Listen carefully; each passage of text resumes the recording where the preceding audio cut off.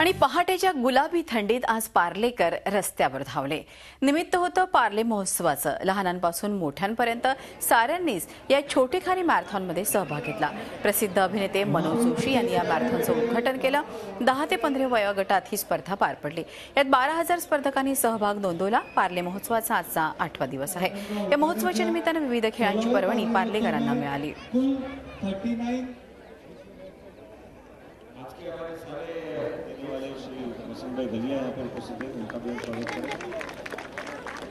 विलेपार्ल्याला गोल फेरी मारली जाते आणि पार्ल्यात गल्ल्या खूप आहेत आणि त्यामुळे प्रत्येक गल्लीच्या तोंडावर 2 कार्यकर्ते आहेत। जवळजवळ 350 कार्यकर्ते रोडवर उभे असतात।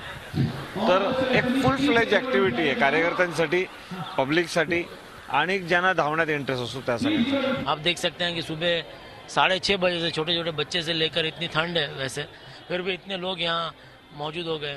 तो आशा करते हैं कि पार्ला महोत्सव हर साल और भी बिगर और बेटर होता जाए। झी 24 तास रहा एक पाऊल पुढे।